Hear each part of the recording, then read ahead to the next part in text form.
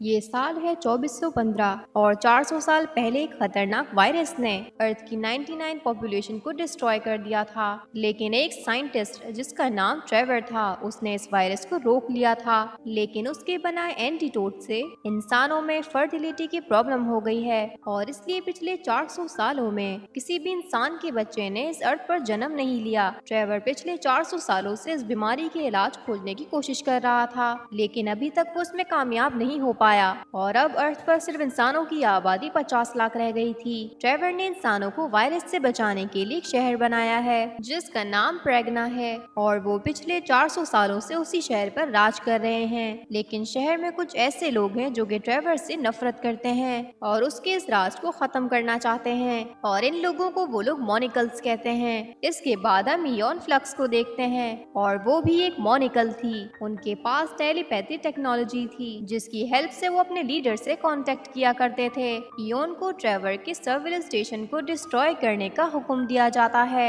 Ion की एक बहन भी थी जिसका नाम यूना था। वो उससे बहुत कम मिला करती थी। यूना इयॉन को डिनर पर बुलाती है, लेकिन इयॉन बहाना बनाकर मना कर देती है और उस रात इयॉन सिक्योरिटी को मारकर उनके सर्विलेंस सेंटर में लगी टेक्नोलॉजी को खराब कर देती है जिसमें शहर के सभी लोगों की तस्वीर दिखाई देती थी। और इसके बाद वो अपनी बहन के घर जाती है, लेकिन उसे पता चलता है कि उसे ट्रेवर के लोगों ने मार दिया है क्योंकि उन्हें उसके मोनिकल होने का शक था। यूना के अलावा यॉन का कोई नहीं था और अब ट्रेवर के लिए उसके दिल में और ज्यादा नफरत पैदा हो गई थी। इसके कुछ वक्त बाद मोनिकल्स की लीडर उससे एक मिशन असाइन करती है और इस बार उनके पास ट्रेवर को मारने की पूरी प्लानिंग थी। वो इयॉन की बॉडी में उसके हेडक्वार्टर का मैप इमेज कर देती है। इयॉन के साथ उसकी दोस्त सिथेंद्रा भी इस मिशन में शामिल थी और इस मिशन के लिए उसने अपने पैरों को हटवाकर उनकी जगह हाथ लगवा लिए थे, यानी अब उसके पास 4 हाथ थे। वो उनके हेडक्वार्टर्स की तरफ बढ़ने लगते हैं, लेकिन उन्हें आगे ना बढ़ने की वार्निंग दी जाती है। जैसे ही वो आगे बढ़ने लगते हैं तो वहाँ पर मौजूद सिक्योरिटी सिस्टम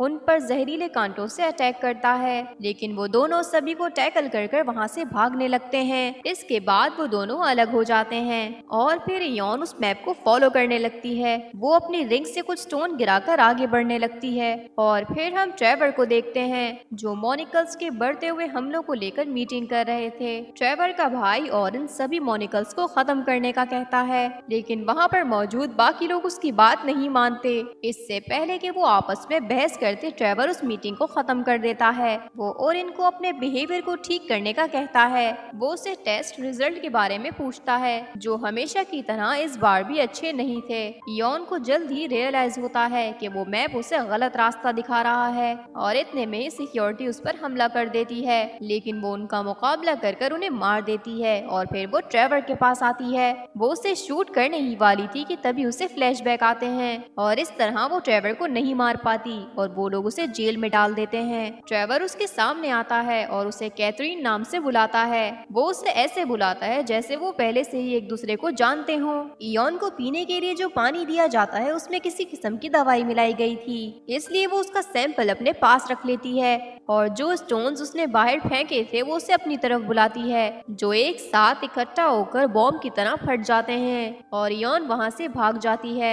इसके बाद वो एक आदमी के पास आती है जो पहले कभी उसकी बहन का बॉयफ्रेंड हुआ करता था, लेकिन अब वो शख्स ट्रेवर के लिए काम करता है। इयॉन उसे धोखेबाज कहती है, लेकिन वो उसे समझाता है कि ट्रेवर किसी तरह का इलाज ढूंढ रहा है क्योंकि इस शहर के सभी लोग बीमार हैं और उन्हें इस बात का पता भी नहीं है। इसके बाद हमें पता चलता है कि ट्रेवर के भाई ऑरिन ने इयॉन को उसे मारने के लिए अपॉइंट किया है क्योंकि ऑरिन नहीं चाहता था कि ट्रेवर इस इनफर्टिलिटी का कोई इलाज ढूंढ ले। लेकिन जब वो इयॉन का चेहरा देखता है तो वो ट्रेवर के साथ उसे भी मारने का ऑर्डर दे देता है क्योंकि इयॉन ट्रेवर की वाइफ थी जो 400 साल पहले मर चुकी थी। इसके बाद जो दवाई ट्रेवर ने इयॉन के पानी में मिलाई थी वो उससे पी लेती है और उस पानी में ट्रेवर का सीक्रेट मैसेज था। वो उसे अपने पास बुलाता है और उसके पास आते ही उसे अपना पास्ट याद आने लगता है, लेकिन उसकी यादें बहुत ही ज्यादा धुंधली थी। इयॉन ट्रेवर को मारकर वहां से भाग जाती है। जब इयॉन अपनी रिंग उठा रही थी तो उसे वहां सीक्रेट बेसमेंट मिलता है।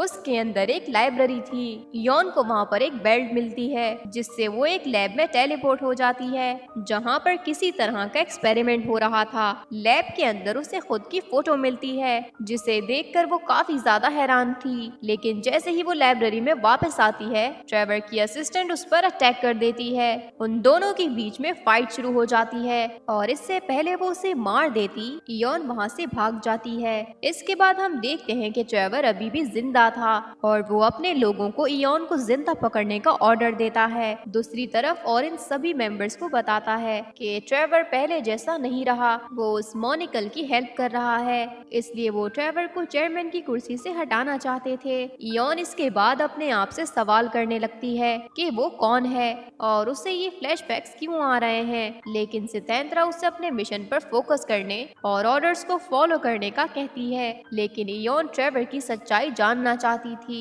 और इसलिए वो इस मिशन को छोड़ देती है। इयॉन की नजर उस उड़ते हुए बलून पर जाती है जो हमेशा शहर के ऊपर उड़ता रहता था। वो उस पर जाने के लिए रोप को शूट करती है लेकिन उसका निशाना मिस हो जाता है, जिसके बाद वो अपनी जान को खतरे में डालकर उस बलून पर जंप कर देती है और रस्सी के सहारे अंदर आ जाती है। अंदर वो एक बूढ़े आदमी को देखती है। वो उसका वेलकम करता है जैसे वो एक दूसरे को जानते हों और यहाँ पर इयॉन को पता चलता है कि इस एयर बलून में लोगों के डीएनए को स्टोर किया जाता है जिसके बाद उनके क्लोन्स बनाए जाते हैं। बेसिकली इस शहर में किसी ने बच्चे को जन्म नहीं दिया बल्कि सभी एक क्लोन हैं और इसी तरह यूना का भी दोबारा से जन्म हो चुका है। इयॉन उसके पास जाती है लेकिन वो भी एक छोटी सी बच्ची थी। ट्रेवर को पता चल जाता है कि ओरिन ने ही यूना को मरवाया था क्योंकि पिछले 400 सालों में वही थी जो बिना किसी क्लोनिंग टेक्नोलॉजी के बगैर बच्चे को जन्म दे सकती थी। ट्रेवर इसी इनफर्टिलिटी का इलाज ढूंढ रहा था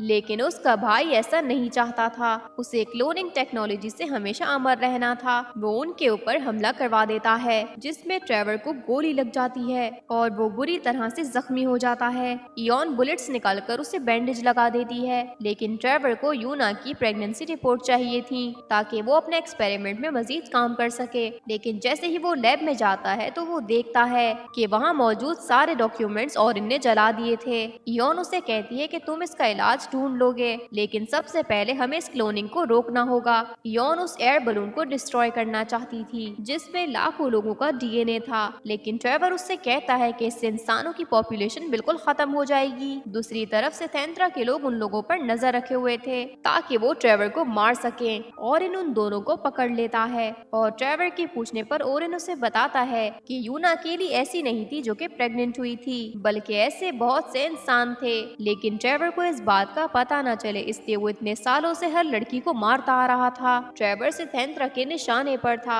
लेकिन इयॉन उसे देख लेती है और उससे टेलीपैथी के थ्रू कांटेक्ट करती है और उसे सारी सच्चाई बताकर उससे मदद मांगती है। क्योंकि वो उसकी दोस्त थी इसलिए वो ओरिन को शूट कर देती है। ओरिन के लोग उन दोनों पर गोलियां बरसाने लगते हैं जिसमें ट्रेवर को एक बार फिर से गोली लग जाती है। ओरिन सितेंद्रा को नोटिस कर लेता है और उसे मिसाइल से उड़ा देता है। वो इयॉन को भी शूट कर देता है। ओरिन इससे पहले अपने भाई को मार देता, इतने में इयॉन उसे शूट कर मार देती है। इसके बाद इयॉन उस एयर बलून को डिस्ट्रॉय करने जाती है। वो उसके अंदर बॉम्ब्स प्लांट कर रही थी तभी वो बूढ़ा आदमी दोबारा आता है कि उसी ने उसके डीएनए को प्रिजर्व करके रखा हुआ था ताकि कैथरीन दोबारा से जन्म ले सके। इयॉन उन्हें शिप से बाहर निकलने को कहती है लेकिन अब वो और नहीं जीना चाहता था। वो उस एयर बलून में ब्लास्ट कर देती है और वो सीधा जाकर उसी दीवार से टकरा जाता है जिस दीवार ने उनके शहर को चारों तरफ से घेरा हुआ था। शहर के लोगों को बताया गया था कि बाहर की दुनिया बिल्कुल बर्बाद हो चुकी है लेकिन इसके बाद सभी को पता चल जाता है कि सच्चाई तो बिल्कुल ही अलग है। नेचर ने खुद को अपने आप ही ठीक कर लिया है और इसके बाद ह्यूमंस की क्लोनिंग पूरी तरह से बंद हो जाती है।